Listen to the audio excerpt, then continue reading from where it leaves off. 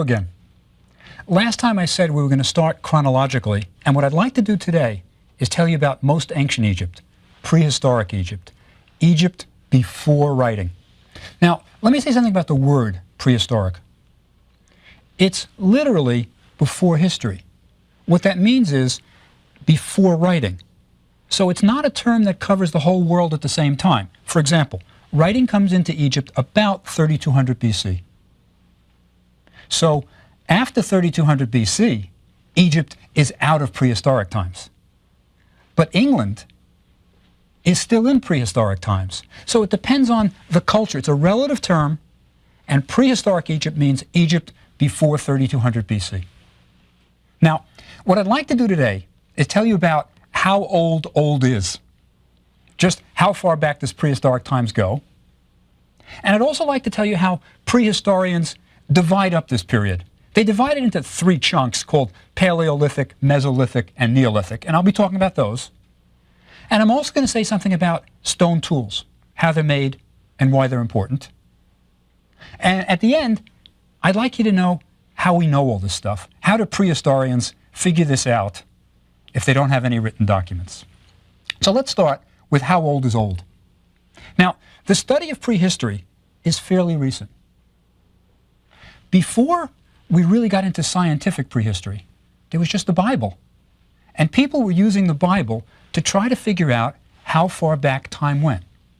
In the 17th century, the Bishop of Usher, using the Bible, figuring out from generations the begats, so-and-so begat so-and-so begat so-and-so, working backwards, figured out that the world began in 4004 BC. Not approximately, that's when. 4004 BC. That was his calculation. And you could actually buy, in the 17th century, the authorized Bible, which had in the margin, right by Genesis, when it's talking about everything beginning, in the margin it says 4004 BC. So that was when the world began. Now, a later colleague of the Bishop of Usher went further, and he did some fine-tuning of the calculation. Agreeing with 4004 BC, he said it was October 23rd at about 9 in the morning. That's when the Lord decided to do it all, right? So that's how far prehistory went back in the 17th century. And, you know, the Bishop of Usher wasn't the only one who believed that. Isaac Newton, the great physicist, great mathematician, inventor of calculus, right? Inventor of calculus. Isaac Newton, in his spare time, tried to work out the chronology of ancient Egypt. He wrote a book on the chronology of ancient Egypt. And remember the first lecture where I was talking about how Egypt is a wonderful escapism? That's when Newton was using it. When he got tired of calculations, he would figure out Egyptian chronology. And in his book, Newton says the Egyptians were really brash. They traced their history back far too far, past 4004 BC. So Newton also agreed that prehistory didn't go back all that far. Now, the real scientific study of prehistory begins in the year 1859. Two things happen, and it's an interesting story.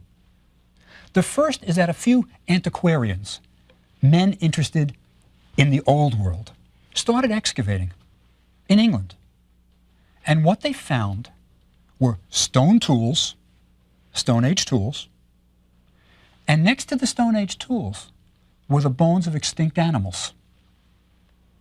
And they started publishing their findings.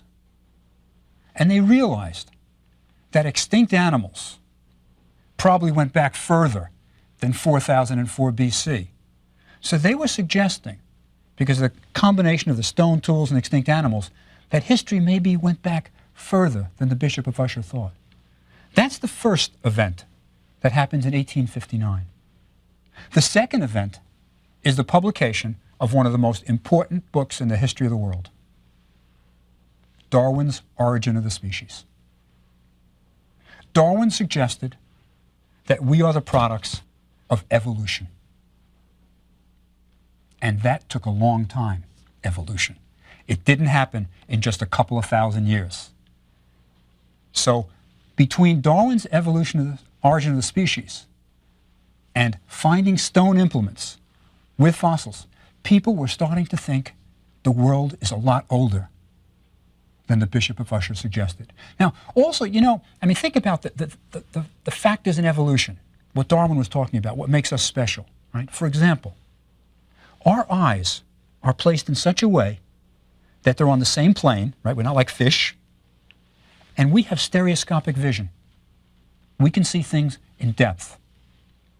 What that means is our sight becomes more important than our sense of smell. Other factors that take place throughout evolution are opposable thumb. We have fine motor skills. We can move for little fine-tuning of things. We can build tools. We can make things. So the opposable thumb is also an important thing that Darwin talks about. Our teeth evolved. We don't have teeth just like apes. We have molars, for example, good for grinding grains, rather than in canine teeth for ripping, right? So all of these evolutionary things took a long time. History had to go back much further. Now, how much further? Well, first, in geological times, the current estimate for the origin of the world, Earth, is 4.5 billion years. So the bishop was off by a few. But what about man? How far do we go back? Well, the answer is, in terms of 4.5 billion years, we go back just a few moments. One of the early findings of early men is Louis B. Leakey's work. Louis Leakey at Olduvai Gorge in Africa. His work suggests he found fossils of what we call hominids. Hominids are human-like men, right? They're fossils, but they're not, that look like men, but they're not quite us yet. His work suggests about 1.75 million years. That's how far back he pushed it. And some people are pushing it back even a little further. The envelope right now seems to be about 2 million years, maybe, that hominids appear, right? So it's back a long ways. Now, this is a very long, very long period of time to deal with, right? 1.75 years. How do you cover the history of that? Well, prehistorians divide up prehistory into 3 big manageable chunks, right? There's the Paleolithic, Mesolithic, and Neolithic, right? 3 big chunks. And we're going to talk about each of those. But let me give you a little bit of definition. Paleolithic, right? Again, most of it comes from the Greek. Paleo, of course, is old. Lithos is stone. So that's the Old Stone Age.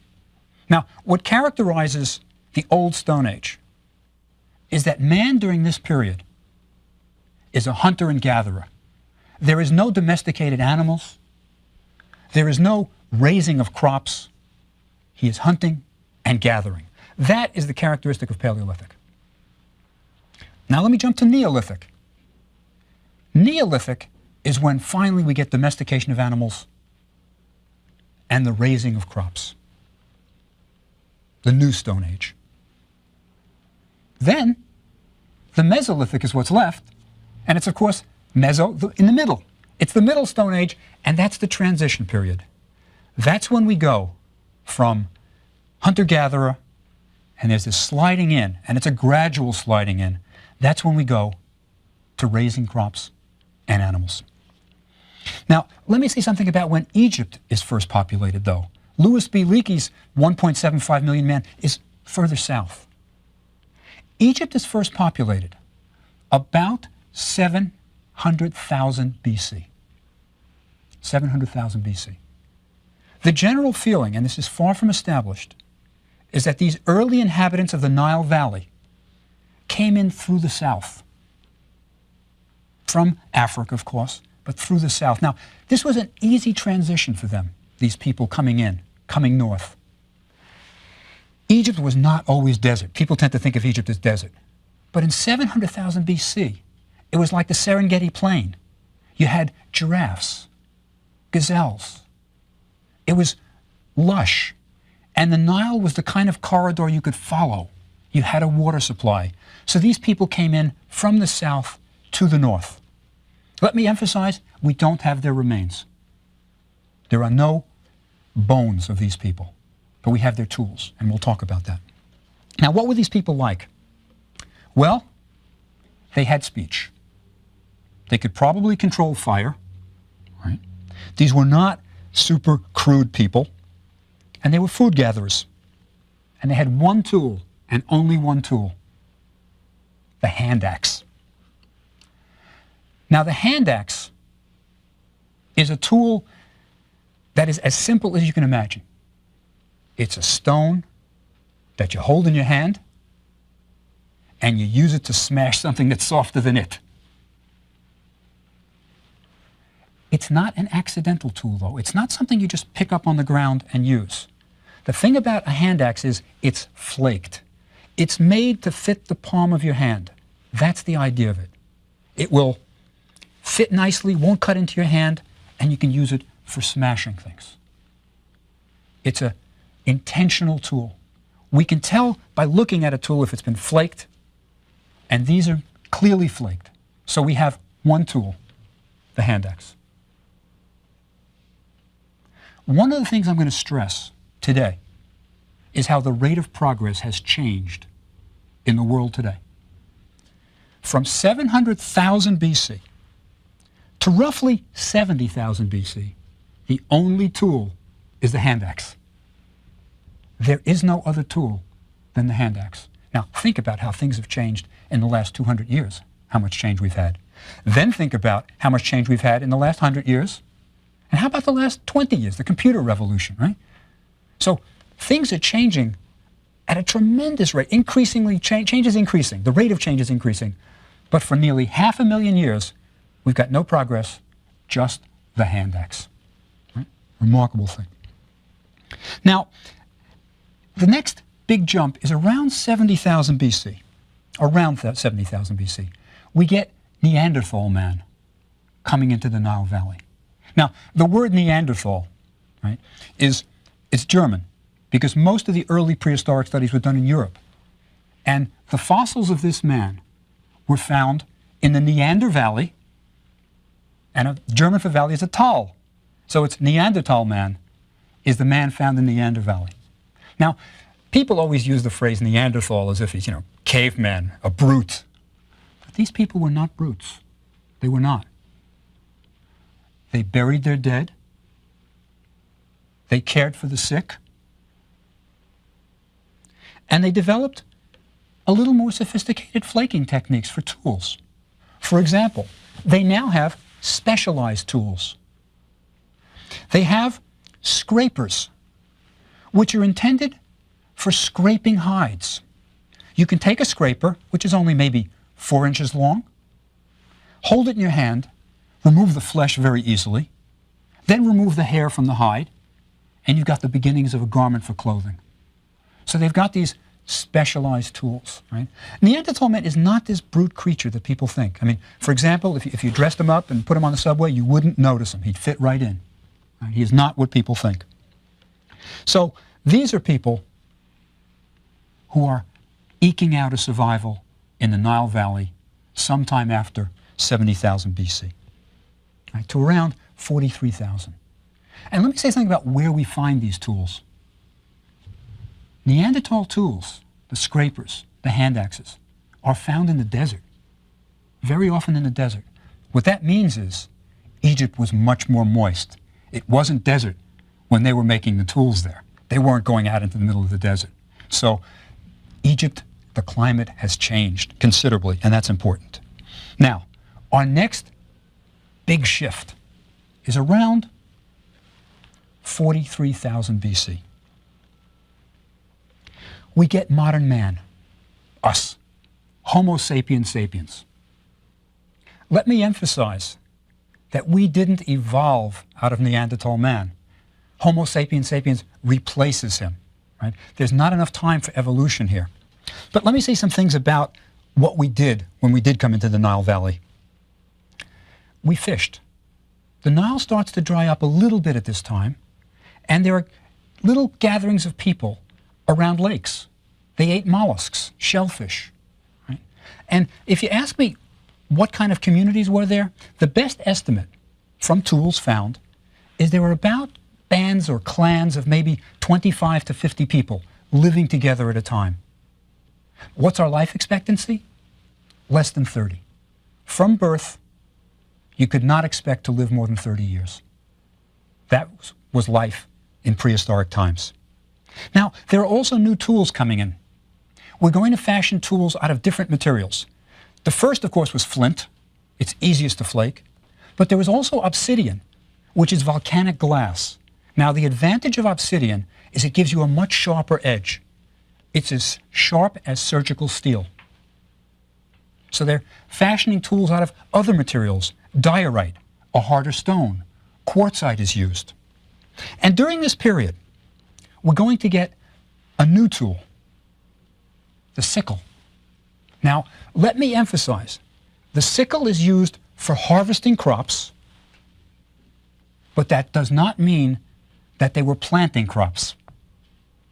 First, how did you make a sickle in prehistoric times? Well, you took the wood, the crescent part, the wood, and you inserted into it flints, about 2-3 inches long, and you had a whole row of these, and that's how you could harvest your grain. But the general theory during this time is that they weren't planting grain. They were sort of intensively caring for wild grains. They hadn't yet gotten the click that you could actually plant your own. They're also introducing the bow and arrow during this period. Now that's an important invention. The bow is the first weapon in history that stores energy. By bending the wood and storing it in the string, it can all be transferred to the arrow when it's shot. This, of course, means you have to have arrowheads. And indeed, they flake arrow points. Now, this is not easy. It is not easy at all to flake something like this with a crescent so you can attach it to the shaft. But they do it. And they have even more impressive tools. At Komombo, which is a site in Egypt in the south, they have found arrow points that we call micro tools. They're tiny. They're the size of your thumbnail. An arrow point the size of your thumbnail, which is used for hunting birds. Now imagine the skill required to flake something like that. So they are really developing their tool making. See, progress is coming faster. First we had 500,000 years with only the hand axe. Now we've got the bow, the sickle, arrows. Things are starting to happen. Now, one strange thing happens with the sickle, and this is an archaeological puzzle which is not fully settled yet. The sickle disappears for a couple of thousand years. The sickle appears, they seem to be harvesting crops, and then it disappears for a few thousand years. What happened? Well, the dominant theory is crop failure.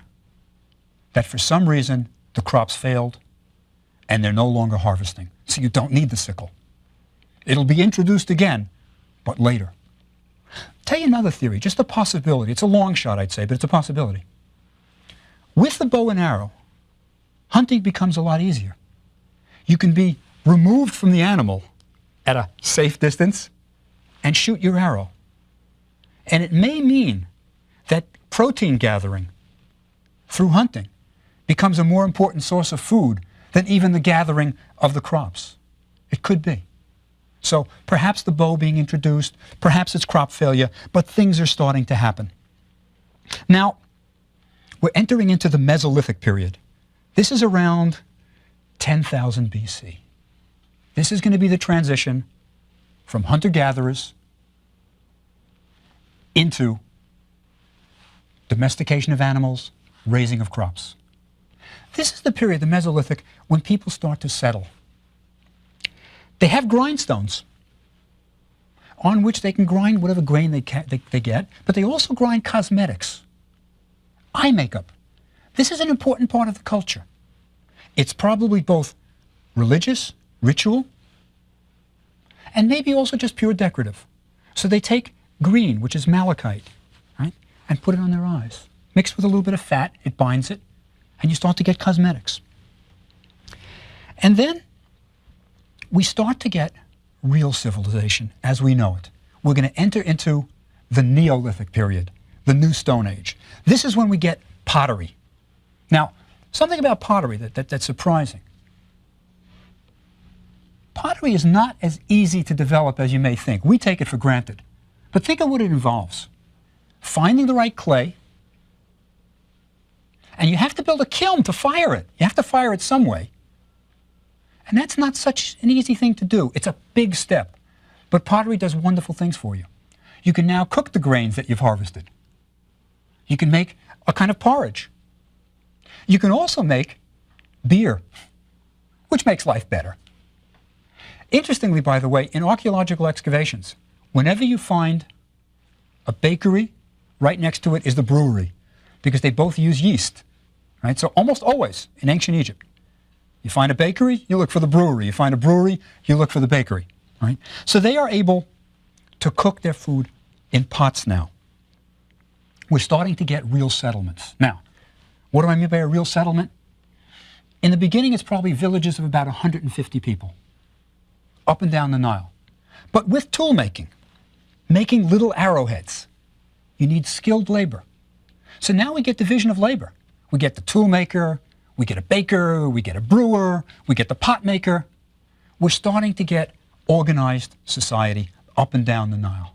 This is the Neolithic period. This is leading up to the written word in Egypt. Now, also, we start to get politics. In this early period, at the end of prehistory, but before writing, before 3200 BC, we start to get all these villages up and down the Nile. And by the way, the population of Egypt, I think, will surprise you at this period. It's about 2,000. That's the entire population of Egypt, these isolated villages. But towards the end of this period, they seem to have kings. Upper and Lower Egypt, two divisions of Egypt.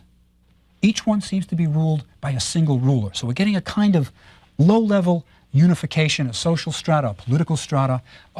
Each is ruled by a king. Now, one of the things you have to remember about Egypt is Upper Egypt is on the bottom, and Lower Egypt is on the top, because the Nile flows from the south to the north. So we refer to up the Nile is going south, and down the Nile is going north. That's why Upper Egypt is below Lower Egypt. So remember that. But we're starting to get civilization as we know it. Now these people, these Neolithic people, New Stone Age people, they have all kinds of things. They start burying their dead in sandpit burials. And these sandpit burials are perhaps the origin of mummification. If you bury a body in the sand, it dehydrates naturally. It's a natural mummy that we get when we find these early burials. But more important about these burials is the people are buried with possessions. They're not just chucked in a pit to get rid of them. When you bury someone with pots, with jewelry, the suggestion is a belief in life after death. So even before writing, we can try to make some inferences about what these people thought. And burials is just one aspect. They also carved their slate palettes. Now, a palette is a place, a flat surface for grinding the cosmetics I was talking about, but they carved them in the shapes of animals. Sometimes whimsical animals, a hippopotamus, a turtle. And they would grind their cosmetics. This is a sign that life is perhaps getting a little easier. You can kind of lay back and do a little bit of art. These are people who care about the finer things in life. They also had little statues, little figurines made out of clay, of women, often these wide-hipped women. Very often it's suggested that these figurines are fertility symbols. They could well be, but we have to be careful. We don't know for sure. They could just be figurines. Right? They also have decorated pots, and that's going to be important. They have blacktop pots. Now, with blacktop, it's a red Nile clay pot, but it has a very nice black rim. And the way they did that was you take your pot and you invert it in a fire, and it carbonizes the rim. So they have decorations. They have incisions on the pots, maybe little wavy lines to indicate that it's a water pot. Later, they'll even paint the pots with ostriches and boats and palm trees. There's an art production here. These aren't just people who are struggling to survive. They've got more than just that. Now, let me say something about the pottery, because I mean, the pottery is absolutely crucial. To any excavation, you pray that you find pottery. Why? Pottery is virtually indestructible. Granted, pots break, but the fragments remain forever in any kind of soil. And this is one way we date a site. This is how we know what we know about Egypt. It's really the result of one man, Flinders Petrie. Now, Sir Flinders Petrie, he was a great guy, really wild man. He used to walk 20 miles a day, right? He would walk, and on Fridays he would walk 20 miles one way, get the payment for his men, come back and pay them. Remarkable man. Wasn't trained as an Egyptologist. There were no Egyptologists in the 19th century when Petrie started. He was a surveyor. Went out to survey the Great Pyramids, fell in love with Egypt, and excavated for the next 70 years. And Petrie made the interesting observation. He said, you know, you can tell which site is earlier than another by the pottery. Now, in his day, everybody was looking for treasure. They were looking for gold. They were looking for statues. Petrie was looking for knowledge. And he excavated at places that nobody else wanted to excavate. He would look at places that weren't promising, but they had pottery. And he would go there and he'd say, think of it this way. Let's say you find one site with a pot, typical water pot, that's undecorated. Good. Now another village has pots perhaps with, or another site has pots with wavy lines in size. Same kind of pot, same shape, but wavy lines, maybe indicating it's water. Great. Now you find another site that has the same kind of pot, wavy lines, and handles. This is fancier. This is the late model. And what Petrie realized was things go from the simple to the complex. So we can use pottery to date a site by whether it's complex, whether it's simple, and this was all due to Sir Flinders Petrie. So pottery is crucial to prehistorians, where there is no written record. That's one way we date. That's called relative dating. You don't know exactly how old it is, but you know it's earlier than the other site. Another way of getting a relative date is what we call stratigraphy. Layers. If you excavate a site, usually people don't move. People in a village, they die, their next generation, they build, and the site builds up. It gets higher and higher as people build newer houses on top of the older. And this is what we call a tell, a mound. And when you go to a village and you see a tell, you know, of course, that the oldest sites, the earliest occupation, is on the bottom of the tell. So when you excavate, you're very careful to record the level you find something at, because then you know this is earlier, this is even earlier, this is still earlier. So stratigraphy is an important part of archaeology for the prehistorian. But it doesn't give you an absolute date. It won't tell you 6000 BC. That's where carbon-14 dating comes in, a relatively new development. Now, carbon-14 dating is based on the principle that everything that's alive has carbon in it. And carbon-14 is unstable. It breaks down when we start dying. Every living thing has the same proportion of carbon-14. Plants, animals, we do. But when we die, it starts decaying, breaking down. Now, carbon-14 has a half-life of 5,730 years. What that means is, if you have 1 gram of carbon-14, if you're patient, if you wait 5,730 years, you'll have half a gram. Wait another 5,000, you'll have a quarter of a gram. So if we find some material in a dig that was once alive, maybe a tree used as a beam in a house, we can carbon-14 date it and get a rough approximation of when that thing died, when it stopped. So carbon-14 dating is crucial in giving us a date for a prehistoric site. Crucial. But there are limitations. It won't work for super old things. It won't work for 1 million years old. And it won't work for things that weren't alive. You can't carbon-14 date a stone. It never took in carbon in it. So there are limitations. And we have to be careful, for example, that we don't use something that's been reused. Somebody might take a beam, a piece of wood, and put it in a house and reuse it, and the beam is 1,000 years older than the house. So you have to be very careful. And let me tell you about one other important technique in prehistory. Looking at ancient plants. We use on excavation sites paleobotanists. These are people who can look at the pollen and tell you what plants were alive at the time of the excavations. You might even be able to figure out what season, by what was in flower, the house collapsed. And we also use paleozoologists.